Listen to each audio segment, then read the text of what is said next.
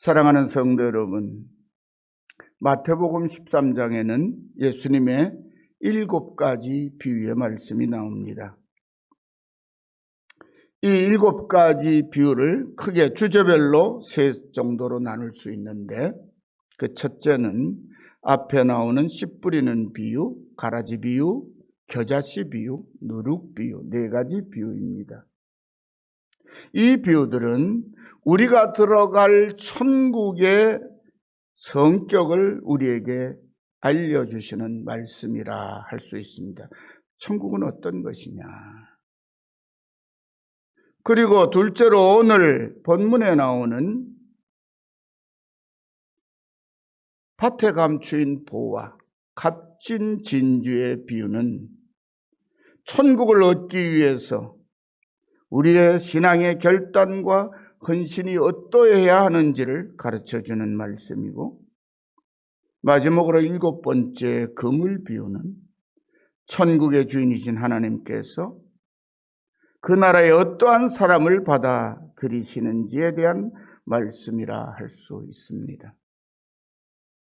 그리고 우리들은 이 마태복음 13장을 흔히 비유장이라 그렇게 부르지요. 우리는 7가지 비유의 말씀을 이렇게 요약하여 생각할 수 있습니다.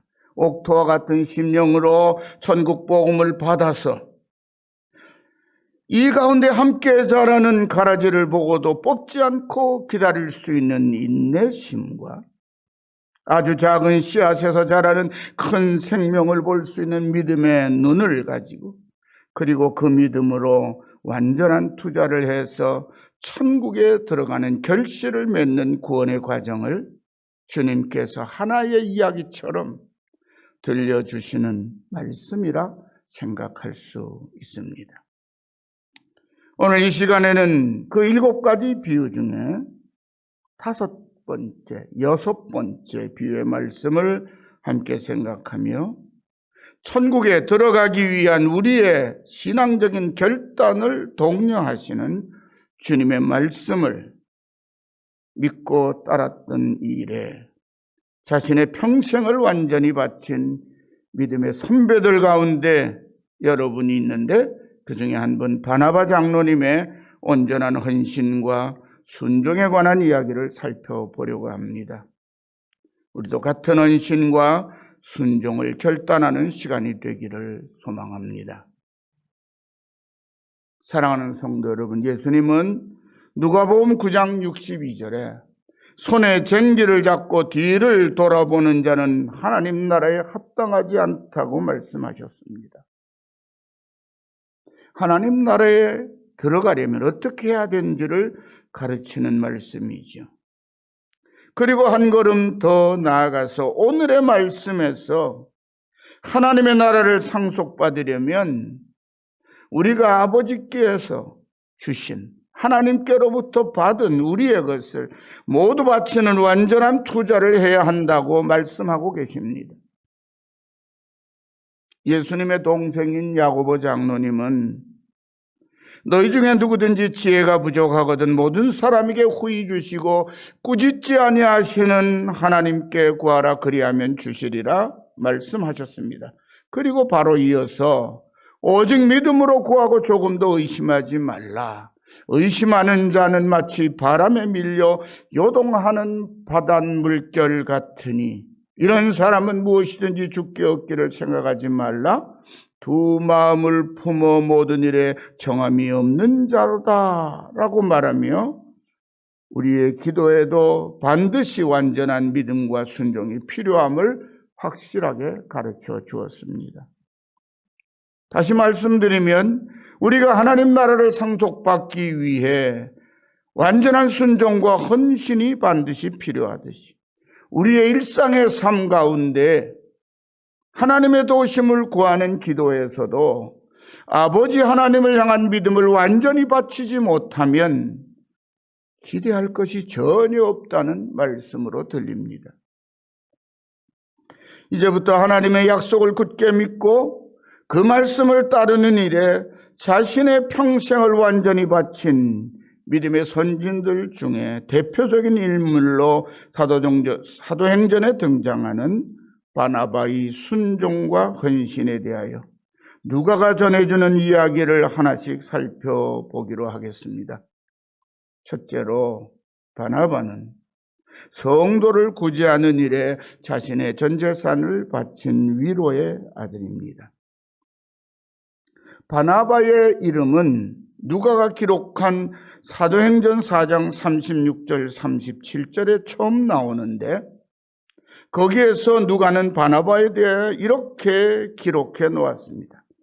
구브로에서 난 레이족 사람이 있으니 이름은 요셉이라.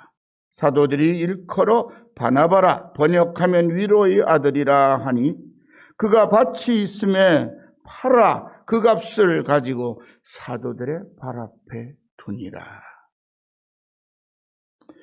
초대교회는 예수님을 믿고 영접해 드렸다는 이유로 가족이나 가문으로부터 쫓겨난 사람들이 적지 않았습니다. 그런 성도들은 유대인 공동체에서 이단자로 취급을 받고 쫓겨났기 때문에 당장 먹고 사는 기초 생활이 시급했습니다. 사도들을 중심으로 교회를 이끄는 제자들이 그분들의 생활을 책임져 주려면 정말 적지 않은 돈이 필요했습니다. 하지만 주님의 제자들 역시 모든 것을 버려두고 예수님을 따랐기 때문에 경제적으로 어렵기는 마찬가지입니다. 그럼에도 불구하고 초대 예루살렘 교회가 하루에도 3,000명 이상이나 회개하고 돌아오는 사람들을 다 받아들이고 먹이고 입히고 돌보는 생활이 가능했던 것은 자신의 이름을 밝히지 않고 자신의 재산을 바치는 성도들의 헌신이 있었기 때문입니다. 그렇게 자신의 재산을 바쳐 헌신한 사람들 중에 누가가 대표적으로 이름을 밝혀놓은 한 사람이 바로 바나바입니다. 사랑하는 성도 여러분, 바나바의 본래 이름은 요셉입니다. 이 요셉이라는 이름의 뜻에는 더함이라는 의미가 담겨 있지요.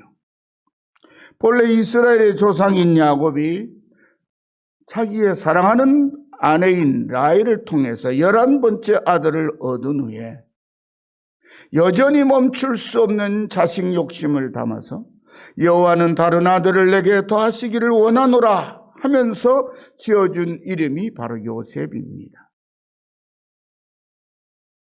아마 그래서 세상적인 욕심이 많은 유대인의 아들들 중에 요셉이란 이름이 많은 것 같기도 합니다. 그런데 사도들은 바로 그 요셉에게 바나바라는 새 이름을 붙여줍니다. 짐작하건대 그가 교회에서 성도들을 섬기는 모습을 보고 그에게 꼭 맞는 이름으로 위로의 아들이라, 헬라어대로 하면요 히오스 파라클레세오스라는 말이에요. 위로의 아들이란 뜻을 가진 바나바라는 이름을 그에게 붙여준 것이지요. 그리고 그 이후로 누가는 바나바가 그의 일생을 사도들이 지어준 이름에 꼭 맞는 헌신의 삶을 사는 모습을 가까이에서 지켜보며 사도행전에 나오는 그의 행적을 기록할 때마다 그의 이름을 요셉이 아니라 바나바라고 부르고 또 기록으로 남겨주었습니다. 누가는 사도 바울의 선교여행에 동행한 주치의죠. 그러니까 사도 바울과 함께 동역했던 바나바를 바로 곁에서 지켜보았던 사람입니다. 그가 보기에 바나바는 그야말로 바나바라는 이름에 딱 맞게 사는 사람으로 보였던 것 같습니다. 그래서 요셉이란 말을 처음에만 소개하고 그 위에는 요셉이란 이름을 전혀 쓰지 않습니다. 바나바의 이름에 담겨있는 위로의 아들이라는 이름에서 위로라는 뜻을 가진 이 헬라어 파라클레세우스라는 말은요, 성경 다른 것은 보혜사라, 그런 이름으로 말로 쓰입니다. 남을 돕는 이라는 뜻입니다. 파라클레토스라고 헬라 원어로 말하는 이 보혜사, 남을 돕는 이라는 이 단어는 곁으로 부른다, 가까이 부른다 라는 뜻을 가진 파라칼레오라는 말이에요. 파라는 곁으로라는 말이고 칼레오는 부른다는 말이에요. 사람을 곁으로 부르는 거예요. 이리 오세요, 이리 오세요. 뭐 하려고요? 도와주려고, 위로해 주려고. 그 부르는 거예요. 한 대 쥐어박으려고 부르는 게 아니고. 그래서 이 파라칼레오라는 단어에서 파라클레토스, 돕는 이, 보혜사라는 말이 나온 것입니다. 그리고 놀랍게도 이 파라클레토스라고 하는 단어는, 보혜사라는 단어는 예수님께서 성령 하나님을 지칭할 때 요한복음 14장 16절에 그대로 사용하셨습니다. 내가 아버지께 구하겠으니 그가 또 다른 보혜사 파라클레토스 너희에게 주사 영원토록 너희와 함께 있게 하리라. 놀랍게도 사도 요한은 예수님을 부를 때 요한일서 2장 1절에서 이 단어를 똑같이 예수님께 씁니다. 만일 누가 죄를 범하여도 아버지 앞에서 우리에게 대언자 파라클레토스가 계시는데 곧 의로우신 예수 그리스도라 라고 말합니다. 예수님께서 우리를 당신 곁으로 부르사 위로하시고 도우셨듯이 지금도 도우시듯이, 그리고 예수님의 부탁을 받으신 하나님 아버지께서 보내신, 그래서 우리를 찾아오신 성령님께서 우리를 가까이 부르시사 도우시고 위로하듯이, 바로 그렇게 예수님을 믿음으로 말미암아 받게 된 환난과 핍박을 피하여 교회를 찾아온 성도들을 위로하고 돕는 일에 자신의 모든 것을 바친 요셉을 보고 사도들이 마치 생전에 예수님을 보는 듯하고 또 오순절에 충만하게 임하신 성령의 역사하심을 보는 듯하여 그에게 위로의 아들이라 바나바라 하는 새 이름을 지어준 것이라 짐작해보며 잔잔한 감동을 받습니다. 두 번째로 바나바의 이름이 등장하는 곳은 사도행전 9장 26절에서 31절입니다. 그곳에는 사람을 알아보고 앞길을 열어주는 중재자요 안내자로서 자기 마음을 다 바치는 바나바의 모습이 나옵니다. 여기에 나오는 바나바는 예수님을 만나고 회개한 청년 사울을 예루살렘에 있는 제자들에게 데리고 갑니다. 그리고 그가 회개한 이후로 예수님의 복음을 위하여 어떻게 살아왔는지를 사도들에게 설명하며 전해줍니다. 그렇게 함으로써 사도 사울의, 아직까지는 사도가 되기 전에 청년 사울의 사역의 앞길을 활짝 열어주는 그의 마음이 넓고 나은 중재자요, 길을 열어주는 안내자로서의 아름다운 모습을 보여줍니다. 예수님을 믿는 제자들을 잡아서 대제사장들이 지키고 있는 산헤드린 공의의 법정에 세우려고 공문을 받아가지고 다메섹까지 갔다가 그곳에서 예수님을 만나고 그분의 제자가 된 사울은 이제 예루살렘에 있는 예수님의 12 제자들과 교제하면서 사도들로부터 예수님의 행적과 그분께서 하신 말씀을 조금 더 듣고 깊이 배우려고 애를 썼습니다. 하지만 이전에 사울이 저지른 온갖 만행과 악행을 이미 듣고 보아서 알고 있던 제자들은 사울이 회심했다는 이야기를 전해 듣기는 했지만 아직도 그를 받아들일 만큼 믿을 수는 없어서 먼저 교제에 손을 내밀지는 않았습니다. 그렇게 사도들이 망설이는 모습을 지켜본 바나바가 이제 나섭니다. 바나바는 사울의 회심을 믿었습니다. 그리고 사람을 알아보는 자신의 안목과 통찰력을 발휘해서 이 젊은이의 순전함과 잠재력도 충분히 알아보았습니다. 그래서 자신이 사울과 사도들의 중재자가 되어 사울이 제자들과 함께 할 수 있도록 사역의 길을 열어주었습니다. 사도행전 9장 26절 27절 말씀입니다. 사울이 예루살렘에 가서 제자들과 사귀고자 하나 다 두려워하여 그가 제자됨을 믿지 아니하니 바나바가 데리고 사도들에게 가서 그가 길에서 어떻게 주를 보았는지와 주께서 그에게 말씀하신 일과 다메섹에서 그가 어떻게 예수의 이름으로 담대히 말하였는지를 전하니라. 그리고 그의 수고로 교회는 정말 놀랍게 부흥되었다고 누가는 기록해 놓았습니다. 사도행전 9장 31절입니다. 그리하여 온 유다와 갈릴리와 사마리아 교회가 평안하여 든든히 서가고 주를 경외함과 성령의 위로로 진행하여 수가 더 많아지니라. 할렐루야. 세 번째로 바나바는 착하고 성령이 충만한 교회 부흥의 주역이었습니다. 보냄을 받은 일에, 맡겨진 일에 자기의 정성을 다 바치는, 재물과 마음뿐만 아니라 자신의 모든 것을 다하여 바치는 그런 사람이 바로 바나바였습니다. 바나바의 세 번째 이야기가 나오는 것은 사도행전 11장 22절에서 26절 말씀입니다. 초대 예루살렘 교회 7집사 중에 대표라고 할 수 있는 성령 충만한 스데반 집사가 복음을 전하다가 돌에 맞아 순교한 이후로 교회는 큰 환난과 핍박을 받게 됩니다. 환난과 핍박을 피하여 성도들은 이방인의 땅인 베니게와 구브로와 안디옥까지 흩어지게 됩니다. 그렇게 흩어진 성도들은 그곳에서 복음을 전했는데 아직까지 두려움이 있어서인지 동족인 유대인들에게만 복음을 전하고 있었습니다. 그런데 그렇게 흩어진 사람들 중에 용기를 낸 몇 사람이 안디옥에서는 헬라인들에게도 예수님의 복음을 전했습니다.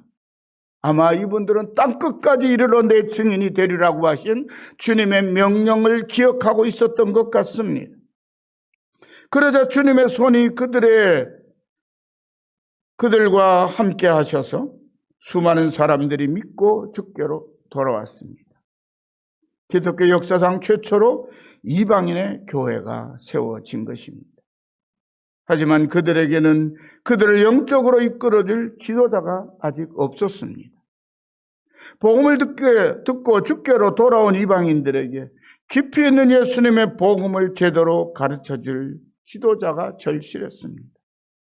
그 소문을 들은 예루살렘 교회가 안디옥의 목회자를 파송하기로 결정을 하고 선발하여 보낸 사람이 바로 바나바입니다.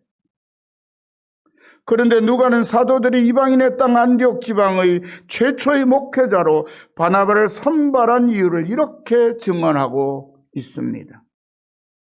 사도행전 11장 23절 24절입니다. 예루살렘 교회가 이 사람들의 소문을 듣고 바나바를 안디옥까지 보내니 그가 이르러 하나님의 은혜를 보고 기뻐하여 모든 사람에게 굳건한 마음으로 주와 함께 머물러 있으라 권하니. 그리고 이렇게 바나바를 증언합니다. 바나바는 착한 사람이요 성령과 믿음이 충만한 사람이라. 이에 큰 무리가 주께 더하여 지더라. 할렐루야. 그렇게 교회가 부흥하게 되자 바나바는 자기 혼자 많은 성도들을 가르치고 인도하기에는 힘이 달렸던 모양입니다. 그래서 착하고 성령 충만한 사람 이 바나바는 또다시 하나님이 주신 자신의 안목과 통찰력을 발휘합니다. 그것은 바로 처음부터 그의 순수함과 잠재력을 충분히 알아보았던 사울을 동역자로 불러오는 것이었습니다. 그래서 조금의 주저함도 없이 사울을 찾으러 닷소로 달려가 사울을 만나 안디옥으로 데리고 옵니다. 그리고 그를 자신의 동역자로 세우고 사울이 자신의 가르치는 능력을 마음껏 발휘할 수 있도록 기회를 열어주고 함께 교회를 섬깁니다. 그러자 정말 놀라운 부흥의 역사가 나타납니다. 이 놀라운 이야기를 누가는 이렇게 기록해 놓았습니다. 바나바가 사울을 찾으러 닷소로 가서 만남에 안디옥으로 데리고 와서 둘이 교회에 1년간 모여 있어 큰 무리를 가르쳤고 제자들이 안디옥에서 비로소 그리스도인이라 일컬음을 받게 되었더라. 할렐루야. 누가가 기록한 이 말씀으로 볼 때 바나바는 성도들을 가르치는 일에 자기보다 사울을 앞세웠던 것 같습니다. 왜냐하면 안디옥에서 복음을 듣고 주께로 돌아온 헬라인들은 그때까지 제자들이 만나본 사람들과는 태생과 성장 배경이 확연히 다른 헬라 문화에 깊이 젖어있는 이방인들이었기 때문입니다. 그래서 외딴 섬 구브로에서 태어나 순수한 유대인으로 살아온 바나바는 자신이 그들을 가르치는 일에 한계가 있음을 느꼈을 것입니다. 그리고 그들을 가르치기에 충분한 헬라 철학에 대한 지식과 지혜를 갖춘 사울이 떠올랐을 것입니다. 그러자 망설이지 않고 사울의 고향 닷소로 그를 찾으러 갑니다. 그리고 그에게 가르치는 일을 전적으로 맡겼을 것입니다. 그리고 바나바의 이런 사람을 알아보는 안목과 통찰력이 아름답고 풍성한 결과를 낳았습니다. 주변의 사람들로부터 너희는 그리스도인이라 하는 자랑스러운 이름을 얻게 되었습니다. 그리고 그렇게 건강하고 풍성하게 부흥한 안디옥 교회가 나중에 예루살렘 지방에 기근이 들어서 예루살렘 성도들이 어려움을 겪게 되었을 때 각각 온 성도들이 힘대로 부조를 해서 바나바와 사울의 손에 들려 예루살렘으로 보냅니다. 예루살렘 교회는 안디옥 교회에 목회자를 파송하고 그렇게 바나바와 사울을 통해서 말씀을 배우고 진리를 배우고 복음 앞에 굳게 선 그리스도인이 된 헬라인들은 마치 복음의 빚진 자처럼 은혜를 갚듯이 예루살렘 교회의 어려움을 돕는 일에 아름답게 헌신하죠. 그 지도자의 그 성도라 할 수 있는 아름다운 열매를 맺은 것이지요. 바나바는 이처럼 교회의 건강한 부흥을 이끈 주역이었습니다. 이제 네 번째로 바나바 이야기가 나오는 것은 사도행전 13장에서부터 14장의 긴 이야기입니다. 시간과 열정을 다 바쳐서 성령의 부르심에 순종한 선교사였던 사람이 바로 바나바입니다. 그렇게 이방인 중심의 교회로서 최초로 그리스도인이라는 자랑스러운 이름을 얻으며 부흥한 안디옥 교회에게 주님께서 더 넓은 이방인의 세계로 예수님의 복음을 전하는 선교의 사명을 맡기셨습니다. 기독교 최초의 이방인 선교사를 파송하는 이 놀라운 일을 누가는 이렇게 기록하여 증언하고 있습니다. 사도행전 13장 1절에서 3절 말씀입니다. 안디옥 교회 선지자들과 교사들이 있으니 곧 바나바와 니게르라 하는 시몬과 고레네 사람 루기오와 분봉왕 헤롯의 젖동생 마나인과 및 사울이라. 주를 섬겨 금식할 때 성령이 이르시되 내가 불러 시키는 일을 위하여 바나바 사울을 따로 세우라 하시니 이에 금식하여 기도하고 두 사람에게 안수하여 보내니라. 여러분, 교회를 이끌었던 대표 목회자 두 분을 주님이 선교사로 파송하라 하니까 그냥 보내시는데 바나바는 선뜻 나섭니다. 여러분, 목회를 충분히 하고 부흥의 결실을 충분히 맺었으면 그 결실을 따먹는 기쁨에 취할 수 있잖아요. 근데 바나바는 떠나갑니다. 주님이 부르시니까, 주님이 가라 하시니까 안정되고 좀 편해질 수 있는 모든 삶을 내려놓고 선교의 바다로, 풍랑이는 바다로 뛰어드는 사람이 바나바입니다. 최초의 선교사로 이름을 올린 첫 번째 사람들이 바로 바나바와 사울입니다. 오늘의 말씀을 준비하면서 바나바의 행적을 찾아가는 동안에 제 머리와 가슴에 계속 머무는 한 가지 생각은 바로 바나바는 어쩌면 이렇게 순종하며 헌신할 수 있었을까 하는 바나바를 향한 일종의 큰 존경심이었습니다. 그야말로 오늘의 말씀처럼 주님이 약속하신 천국을 바라보며 자신이 가진 모든 것을 주저없이 바치는 바나바의 완전한 순종과 헌신에 놀랄 따름입니다. 그야말로 천국을 얻기 위한 완전한 투자의 달인이라 귀재라 할 수 있는 사람이 바로 바나바입니다. 조금의 망설임도 없습니다. 그리고 그 부르심 앞에 모든 것을 다 바칩니다. 이렇게 주님을 위하여, 주의 복음을 위하여, 천국을 위하여 모든 것을 다 바친 바나바지만 물러날 때는 겸손히 물러난 그리스도의 종의 모습을 보여줍니다.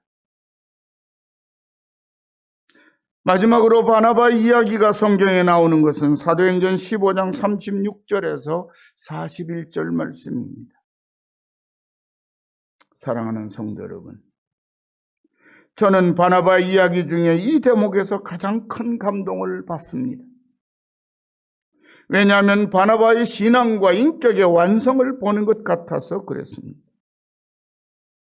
오랜 선교 여행 후에 안디옥에 돌아와 성도들에게 주님의 말씀을 가르치던 바울이 바나바에게 우리가 1차 선교여행을 통해 세우는 교회들을 돌아보러 가자고 합니다.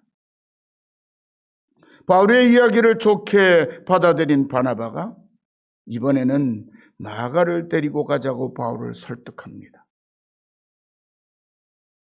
마가를 데리고 가는데 구태여 바울의 뜻을 물어야 할 이유가 있을까요?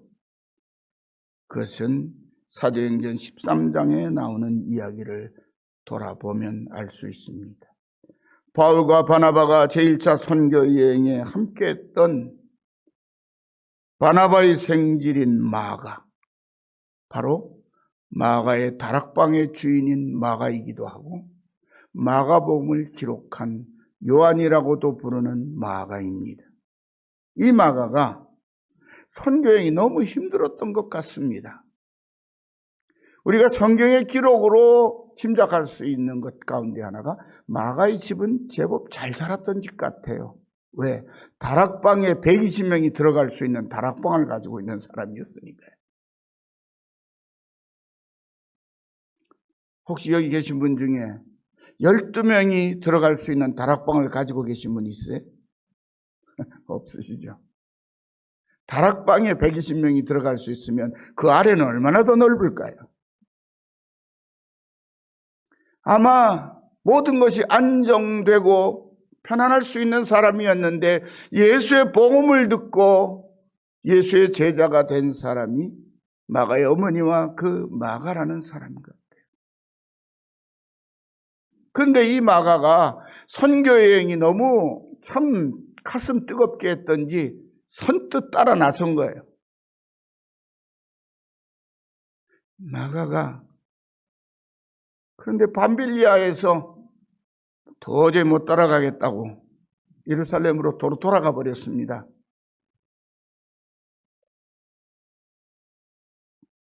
그 일로 인해서 바울은 몹시 화가 났을 것이고 바나바는 마치 자신이 큰 잘못이라도 한 것처럼 부끄러웠을 것입니다. 왜요? 자신의 누님의 아들 생질이었으니까. 마가가 선교여행에 동행할 만한 청년이었고 아마 바울도 마가와 거의 동년배의 사람이었을 것입니다. 바나바는 그들보다는 나이가 제법 많은 중년이었을 것입니다. 그리고 사울은 바로 자기가 앞길을 열어준, 말하자면 바나바는 사울의 후견인이기도 했습니다. 그런데 자기 조카 때문에 얼굴을 들 수가 없을 만큼 부끄러웠을 것입니다. 그런데 예루살렘으로 돌아갔던 마가가 경솔했던 자신의 잘못을 회개하고 이때는 안디옥에 돌아와 있었습니다. 바나바는 이제 지난날의 잘못을 확실히 회개한 마가를 믿었습니다. 그래서 마가를 더 확실하게 세워주려고 2차 선교여행에 함께 데리고 가자고 부탁을 한 것이죠.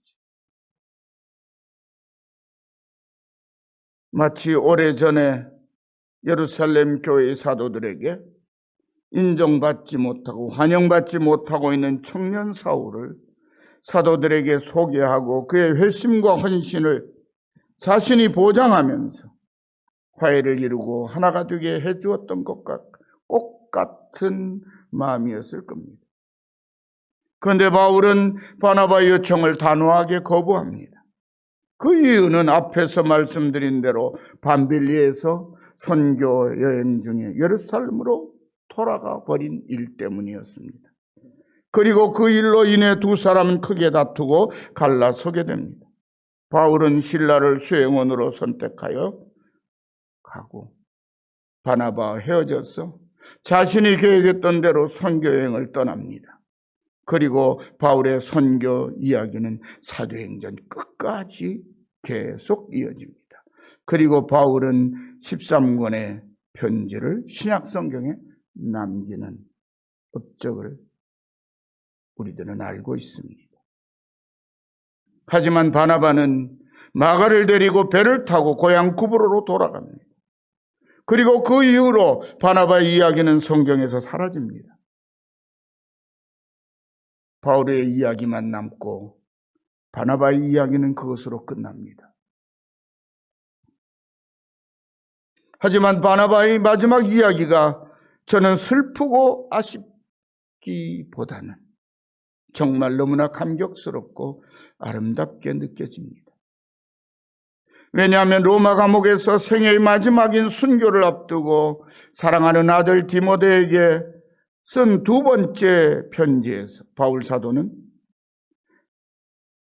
바나바와 크게 다투면서까지 데려가기를 거절했던 마가가 이제는 자신의 일에 유익한 사람이라고 증언하고 있기 때문입니다. 디모데후서 4장 9절에서 11절 말씀입니다. 너는 내게로 속히 오라. 데마는 이 세상을 사랑하여 나를 버리고 데살로니가로 갔고 그레스게는 갈라디아로 디도는 달마디아로 갔고 누가만 나와 함께 있느니라. 지금 바울 사도는 감옥에 갇혀 있는데 이게 순교를 눈앞에 두고 있습니다. 그런데 모든 사람들 수행원들이 다 떠나가 버렸습니다. 바나바만 남아있어요. 누가만 남아있습니다. 누군가 곁에서 자신을 위로하고 격려해 줄 사람이 필요했습니다. 그런데 그렇게 생각하고 떠오르는 사람이 바로 마가였다는 것입니다. 다시 말씀드리면 바울 사도의 증언을 통해서 우리는 바나바의 귀향이 단순히 화가 나서 물러간 것이 아니라 바울에게 인정받지 못한 자신의 조카 마가를 바울에게도 소중하고 온전한 믿음의 아들로 인정받을 수 있도록 가르치기 위한 물러남이었음을 짐작할 수 있기 때문입니다. 예수님은 누가복음 14장에 보면 바리새인의 초대를 받아갔는데 바리새인들이 높은 자리를 서로 차지하려고 막 수산을 떨고 그러는 것을 보았어요. 그때 뭐라고 합니까? 너희가 누구에게 청함을 받거든 차라리 말석에 가서 앉으라. 그리하면 너희를 청한 자가 너에게로 와서 형제여 이리 올라 앉으라 하여 그때에 그곳에 있는 모든 사람에게 영광이 되리라. 그런 말씀을 하셨지요. 바나바의 마지막 모습이 꼭 그러합니다. 바나바는 언제나 자신의 모든 것을 바치면서도 사도들의 발 앞에 자신을 다소곳이 낮출 줄 알았습니다. 자기보다 한참이나 나이가 어리고 아직까지 주님의 종으로서 제대로 얼마나 헌신할 수 있을지 알 수 없는 젊은 사울을 믿어주고 그를 사도들에게 소개하기 위하여 자신에게 돌아올 책망도 감수하는 사람이었습니다. 이제 예루살렘 교회에서는 그만큼 할 일도 많지만은 안정된 장로님의 자리를 가지고 있었을 때인데 안디옥 교회로 나아가라고 하니까 주저함이 없이 안디옥에 갑니다. 그곳에 가서 섬기다가 자기가 부족하다는 걸 깨닫는 순간 사울을 다시 찾아와서 그에게 교회를 맡기고 자기는 뒤에서 도움는 자가 됩니다. 선교의 자리로 고생의 자리로 부르시는데도 주저없이 나갑니다. 그렇게 모든 것을 자신은 낮추고 오직 주님만 높이며 주님 다음으로 다른 이들을 높이며 섬기는 일에 일생을 바칩니다. 그리고 마지막 물러서면서까지도 저 같으면 한번 이런 마음이 생길 것 같아요. 바울이여, 오늘의 그대가 있으면 나도 적지 않게 수고했건만 그 내 청 하나를 들어줄 수 없는가?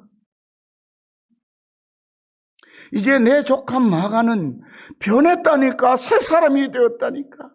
그러니 같이 데려가 보자. 그럴 수 있지 않겠어요? 마가도 변했으니까요. 그런데 아직 바울이 보기에 부족하다고 여긴 것을 받아들입니다. 내가 이 녀석을 좀 제대로 키워야지.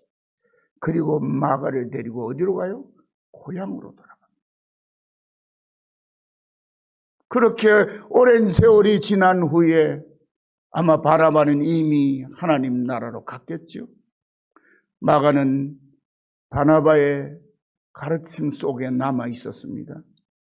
이제 바울도 젊음의 혈기도 왕성한 모든 것도 다 사라지고 주님 앞에 불려갈 순교를 눈앞에 두고 있을 때 떠오른 사람, 내게 지금 가장 필요한 사람, 요긴한 사람이 누구냐고 생각했을 때 마가 딱 떠올랐다는 것이에요. 저는 짐작하건대 그때 마가를 떠올린 이 바울의 마음속에 깊은 곳에는 바나바가 떠올랐을 것이라 그렇게 생각합니다. 여러분 어떻게 생각하시나요? 정말 우리가 흔히 말하는 대로 마지막 뒷모습이 너무 아름다운 사람이 바나바입니다. 사랑하는 성도 여러분, 우리가 목자이신 예수님을 따르느라 지쳐서 힘들어할 때 주님은 우리에게 그렇게 약해 빠져서 어떻게 하냐고 나무라시지 않습니다. 바울은 좀 그랬던 것 같아요. 그렇게 약해 빠져가지고 선교 안 돼. 근데 주님은 그렇게 하시지 않거든. 주님은 가까이 다가오셨어. 보혜사이신 그분, 우리를 위로하시고 우리를 돕으신 파라클레토스, 보혜사이신 그분은 많이 힘들지? 조금만 더 가면 된단다. 한 번 더 힘을 내보자. 말씀하시며 우리를 격려해 주시는 분이 우리의 주님이십니다. 왜냐하면 우리 주님은 이미 우리의 모든 연약함을 경험하셨고 우리가 얼마나 연약한지를 알고 계시기 때문입니다. 우리가 낙심하지 않고 끝까지 주님의 말씀에 순종하면 주님께서 우리의 구원을 위하여 당신의 모든 것을 바치셨듯이 우리가 그렇게 주님을 따라가기 위해 모든 것을 바치며 순종하고 헌신합니다. 우리를 사랑하신 주님은 당신께서 약속하신 대로 당신께서 친히 준비하신 하늘의 처소를 우리에게 주시기 위하여 우리를 다시 찾아오시고 우리를 인도하여 영원한 하늘의 집에 들어가게 하실 것입니다. 바나바는 위로의 아들이란 이름을 받은 본래는 요셉인 사람입니다. 주님을 만났고 주님을 만나서 바나바가 된 사람입니다. 바나바라는 이름 속에 파라클레토스라고 하는 보혜사란 말이 담겨 있습니다. 누구를 돕는 자, 누구를 위로하는 자. 어떻게 해요? 자신의 모든 것을 바쳐서. 왜요? 하나님의 나라를 상속받는 확신을 가지고 있기 때문인 것입니다. 사랑하는 성도 여러분, 저와 여러분 우리 모두가 바나바와 같은 순종과 헌신으로 주님이 약속하신 하나님 나라 천국을 상속받으시기를 우리 주 예수님의 이름으로 간절히 축원합니다. 기도합시다. 하나님 아버지 감사합니다. 저희들이 무엇이간데 아들을 내어주심으로 우리의 모든 죄와 허물은 속량하시고 사랑하시는 아들, 딸 삼으셔서 그 아들을 통해서 예비하신 하늘의 집을 우리에게 주시는 것. 그 하늘나라를 상속받은 저희들이 이 땅에서 사는 날 동안에 주님이 우리에게 모든 것을 주셨듯이 우리도 주님께 모든 것을 바치며 우리에게 어떻게 하나님께 모든 것을 바치며 살아갈 수 있는 본 보여준 바나와 같은 믿음의 선진들의 발자취를 주님 따라가는 그 발자취를 우리도 따라가게 해 주옵소서.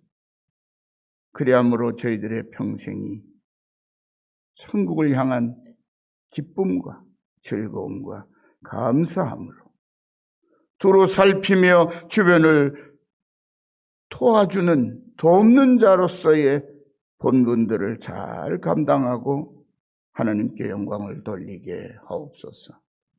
예수님의 이름으로 간절히 기도드리옵나이다. 아멘.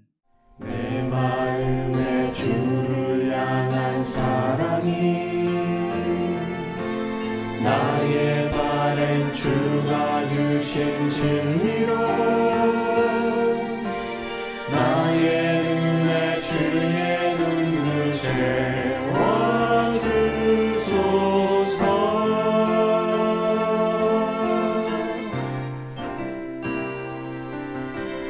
내 입술엔 찬양의 향기가 두 손에는 주를 닮은 섬김이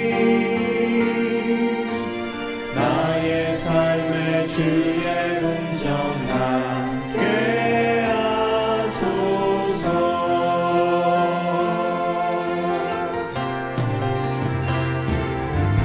하나님의 사랑이 영원히 함께하리. 십자가의 길을 걷는 자에게 순교자의 삶을 사는 이에게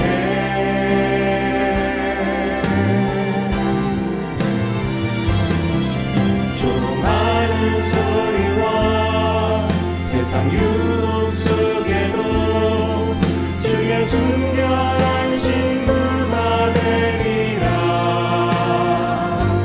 내 생명 주님께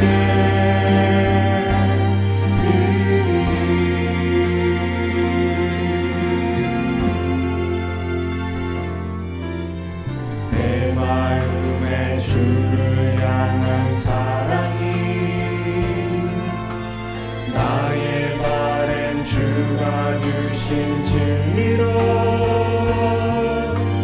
나의 눈에 주의 눈물 채워주소서.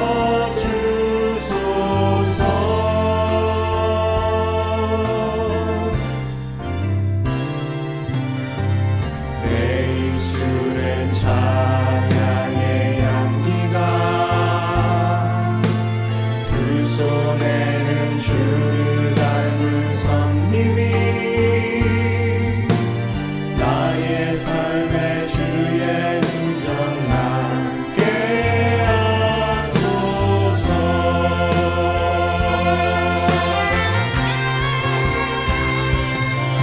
하나님의 사랑이 영원히 함께하리. 십자가의 길을 걷는 자에게 숨겨져